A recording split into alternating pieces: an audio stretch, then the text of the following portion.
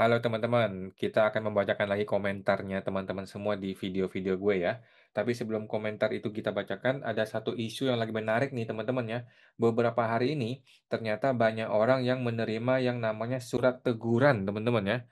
Surat teguran, padahal Anda mungkin merasa, kok gue masih ini ya, kok gue sudah mengajukan keberatan atau gue sudah mengajukan banding, kenapa gue bisa ada surat teguran ya? Karena surat teguran ini akan ditindaklanjuti dengan surat paksa, kemudian akan terjadilah penyitaan atau blokir rekening dan sebagainya ya. Mari kita nonton dari Pak Daniel dulu nih. Wajib pajak selesai diperiksa mengajukan keberatan tapi mendapatkan surat teguran dan diancam untuk dilakukan penyitaan. Ya, pagi ini saya mendapatkan DM dari salah satu orang ini, saya tutup ya namanya. Jadi prinsipnya dia diperiksa pajak tahun 2023, ada koreksi. Oke, kita baca dulu nih ya. Perkenalkan saya pengelola pajak apa nih? Tempat saya bekerja. Saya mau tanya Mas, saat ini kantor kami baru dikeluarkan SKPKB hasil pemeriksaan di mana bla bla bla bla bla bla bla bla bla bla bla kami mengajukan keberatan. Oke, tiba-tiba baru 2 bulan keberatan KPP langsung kirim surat teguran dan mengancam akan sita dalam 21 hari. Teman-teman ingat ya, keberat surat surat teguran akan ditindaklanjuti 21 hari menjadi surat paksa, kemudian surat paksa akan ditindaklanjuti dalam 2 hari menjadi surat sita atau blokir rekening ya. Ini penting teman-teman ya. Apakah secara aturan bisa kalau kita dalam proses keberatan langsung disita? Transfer pricing ya, dan sudah keluar. Nah ini WP ini mengajukan keberatan, tetapi dapat surat teguran dan diancam akan dilakukan penyitaan dalam 21 hari ke depan. Nah ini sesuatu yang menarik, tetapi untuk menjawab ini, ya saya nggak mau berkonklusi dulu ya sebelum melakukan analisa lebih jauh kenapa ini bisa terjadi.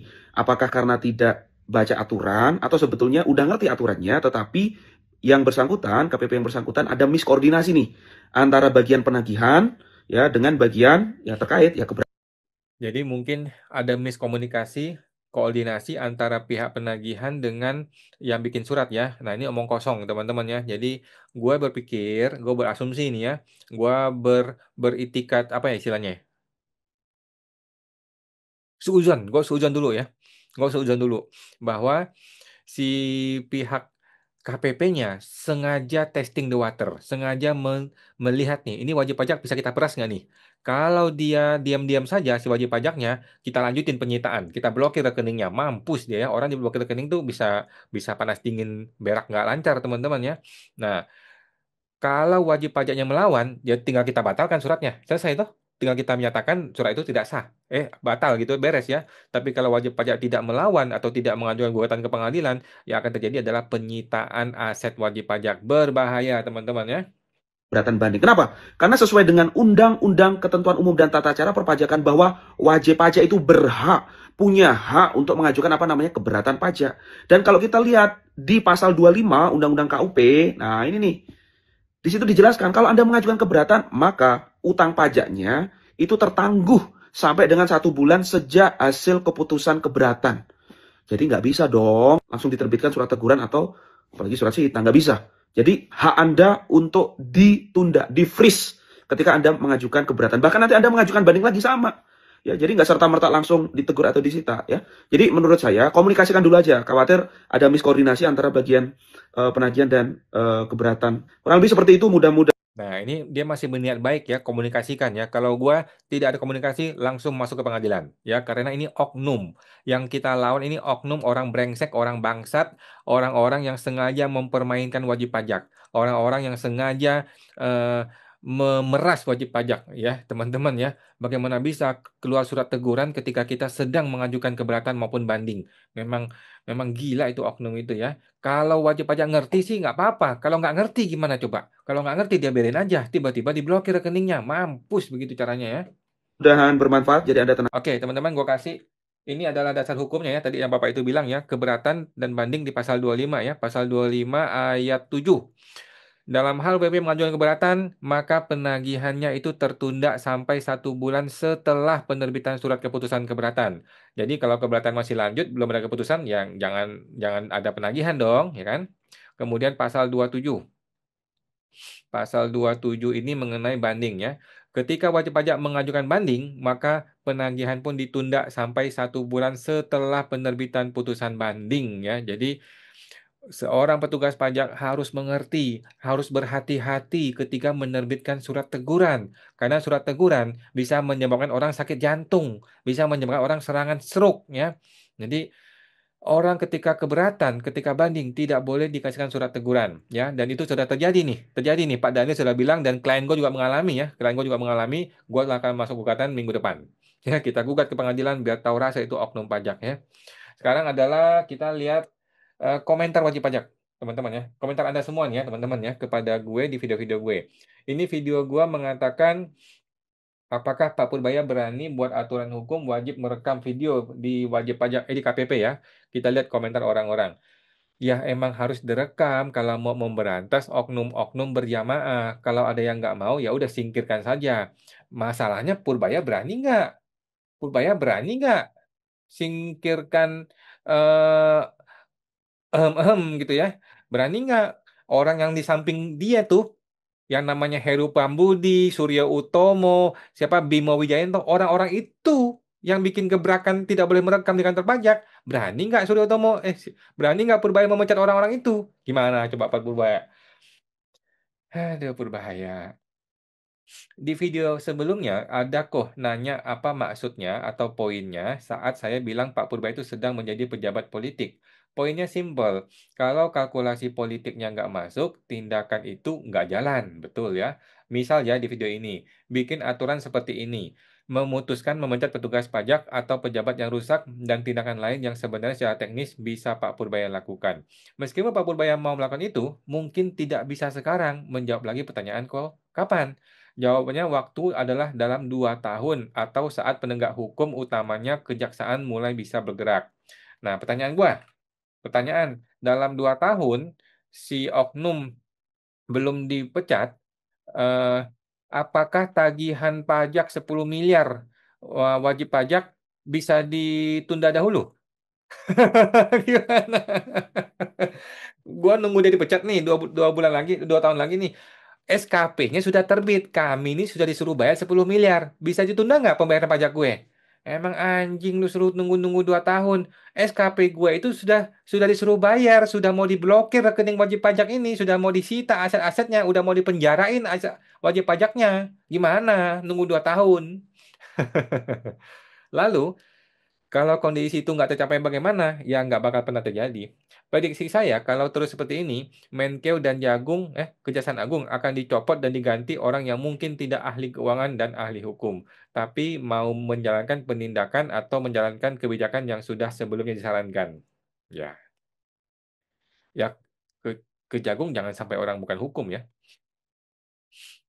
Pak Leo. Nah, gini dong Pak Awan. Apakah Purbaya berani buat aturan hukum wajib merekam video pertemuan WP dan Fiskus? Ini bagus. Siapa? Harus merekam katanya si Pak PT ini. Itu biar transparan gitu. Kalau ditutup berarti ada yang nggak beres itu. Diduga ada udang di balik rempeyek. Oke. Tapi saya mau tahu ya, kenapa Fiskus tidak bersedia direkam? Apa alasan mereka? Gampang alasannya. Apakah alasannya masuk akal? Yang saya juga nggak ngerti kenapa bisa masuk akal. Mungkin Fiskus bisa menjelaskan. Tapi yang jelas kalau tidak transparan pasti ada ditutupi. Ada di semua video saya. Alasannya perintah atasan. Mampus lu, dia ngomongin gitu. Pokoknya perintah atasan dia bilang. Gua tanya dong, dasar hukumnya apa? Dilarang dilarang merekam. Undang-undang apa yang bilang larang merekam? Pokoknya pokoknya atasan gue bilang nggak boleh merekam, ya lu nggak boleh merekam. Anjing digituin sama oknum pajak, bos. Orang yang makan gaji pakai duit pajak kita semua. Begitu cara mainnya. Matilah kita. Lanjut. Ini apa nih? Omong kosong of the day. Anda percaya nggak kalau Purbaya bilang nggak tertarik politik, ya? Kita masih ingat Jokowi zaman dulu, ya, nggak tertarik gubernur, tiba-tiba jadi gubernur. Nggak tertarik presiden, tiba-tiba jadi presiden 2 periode. Nggak mau kasih anaknya jadi politik, tiba-tiba anaknya merubah Mahkamah Konstitusi menjadi wakil presiden. Harus lihat berapa bulan ke depan. Ada contoh orang idealis seperti Rizal Ramli misalnya tetap konsisten. Rizal Ramli dengan siapa namanya? Dengan Purbaya berbeda, bos. Rizal Ramli tidak patuh kepada orang. Rizal Ramli patuh pada hukum. Purbaya beda. Purbaya itu patuh pada orang yang namanya Prabowo. Purbaya tidak patuh pada hukum. Buktinya apa? Sudah banyak hukum yang dia langgar, Pak. Ya, sudah banyak hukum yang dilanggar oleh Purbaya ya. Dia itu adalah orang patuh pada Prabowo. Kalau tiba-tiba suatu hari Prabowo bilang Purbaya, ganti ya metodenya ya, ganti ya caranya ya, ganti ya gayanya ya. Apakah Purbaya berani melawan si Prabowo? Nah, apakah semua orang bisa disamakan? By the way, tanpa kendaraan politik profesional nggak akan punya dampak besar buat perubahan. Setuju. Tapi si Jokowi tidak punya kendaraan politik tuh jadi tuh barang. Lah, jadi Menkeu itu sudah jabatan publik. Semua yang berkaitan urusan publik itu politik, bro. Oke, mantap. Purbaya ikut jejak Budiono dari Menkeu ke Wapres. Jejak Dirjen Kabiro di Keuangan Kaya Raya. Padahal kalau mau jujur dengan mengandalkan gaji tunjangan, manalah mungkin. Ketika Bahlil ke Presiden, mestinya Presiden berkata, koordinasi ke Menkeu dong. Karena yang tahu persis kondisi keuangan Menkeu. Ya Bahlil Ketua Partai Golkar, bos. Lu mau pimpong dia ke Menkeu, bisa-bisa di DPR dipermasalahkan lu sama orang Golkar, bos. Channel apaan ini sih? Channel kok julid? Kalau orang tujuannya bagus didukung dong, bukannya dijulit. Apanya yang bagus? Apanya yang bagus? Si Purbaya nggak mengumumkan hutang Indonesia sampai saat ini. Pelanggaran undang-undang itu. Omon-omon. Ya betul ya, melanggar undang-undang itu. Tapi kan dia nggak peduli.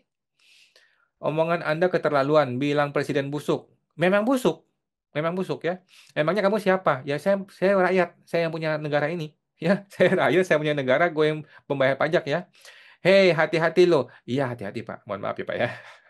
Beliau adalah manusia yang dipilih Tuhan bisa masuk ke dalam rumahnya. Gimana, gimana? Ingat bro, karma atas omongan kotor kamu segera dan akan terjadi menimpa kamu. Bagaimana sih? Yang mana yang kotor, Pak? Belajar ngomong bahasa Indonesia yang bagus dulu. Masih ke bulat-bulat bicaranya dengan ngomen kejauhan. Ya mau gimana, Pak? Beginilah suara saya ya. Mohon maaf ya kalau agak kurang lancar ya. Kalau Bapak lancar nggak, Pak? Oh, Ibu ya? Ibu Anita. Ibu cewek ini. Kalau Ibu lancar nggak? Gimana kalau kita podcast bersama, Bu? Mas, bahas pajak aja. Oke. Ya betul, omongannya ngelantur, caci maki, gibah. Laporan LHKPN itu ada nilai harta saat ini. Jadi kalau nilai hartanya besar, kemungkinan karena harta nilai saat ini. Kemungkinan lagi. Jangan kemungkinan dong. Gimana yang benar? Masa kemungkinan? Tuh, lihat SPT Cortex ada kolom nilai saat ini. SPT Cortex, LHKPN nggak ada urusan dengan Cortex, Pak. LHKPN itu dari zaman dahulu sudah ada, Pak. Cortex itu baru-baru ini aja. Masa konsultan konsultan pajak nggak tahu? Gue tahu. Cortex itu baru-baru ini nggak ada hubungan dengan LHKPN, nggak nyambung. Bullshit.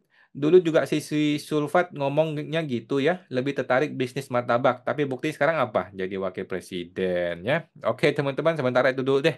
Jadi teman-teman, untuk yang menerima surat teguran ketika Anda masih proses keberatan dan masih proses banding ya, maka lu harus segera mengajukan gugatan ke pengadilan pajak atas surat teguran tersebut maksimal 30 hari. Oke?